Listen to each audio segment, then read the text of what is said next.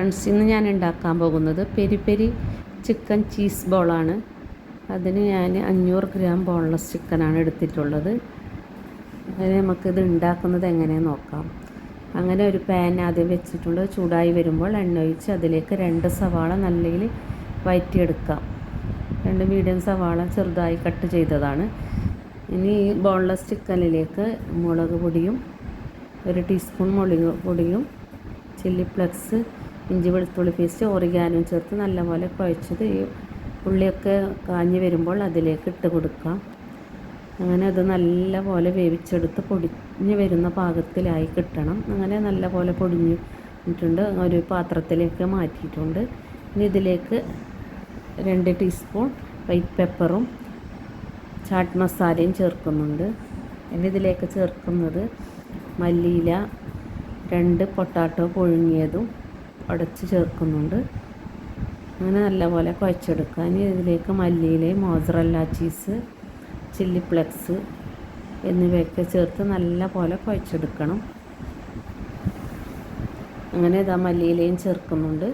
നല്ലപോലെ കുഴച്ചെടുക്കുക. മോസറല്ല ചീസൊക്കെ ചേർത്ത് ചില്ലി ഫ്ലെക്സൊക്കെ ചേർത്ത് നല്ലയിൽ കുഴച്ചെടുത്ത് തയ്യാറാക്കാം. നല്ല ടേസ്റ്റാണ്, എല്ലാവരും ട്രൈ ചെയ്യണം. അങ്ങനെ ഇതാ ചില്ലി ഫ്ലെക്സും ചേർക്കുന്നുണ്ട് കുറച്ച്. അങ്ങനെ എല്ലാം നല്ലപോലെ കുഴച്ചെടുത്ത് നമുക്കെല്ലാം ഓരോ ബോൾസ് രൂപത്തിലാക്കിയിട്ട് എടുക്കാം. അങ്ങനെ എല്ലാം ഇതുപോലെ ബോൾസ് രൂപത്തിലാക്കിയിട്ട് എടുക്കണം. ഇനി ഇതിന് മുക്കാൻ വേണ്ടി ഞാൻ കോൺഫ്ലെക്സ് പൊടിച്ചതും മുട്ട കലക്കിയതും റെഡിയാക്കിയിട്ടുണ്ട്. അങ്ങനെ കോൺഫ്ലെക്സ് ഇതുപോലെ കൈകൊണ്ട് പൊടിച്ചെടുത്താൽ മതി. അങ്ങനെ എല്ലാം ഇതുപോലെ റെഡിയാക്കാം. ഇനി നമുക്കിത് ഓരോ ബോൾസ് എടുത്ത് മുട്ടയിൽ മുക്കി കോൺഫ്ലെക്സിൽ മുക്കി റെഡിയാക്കാം.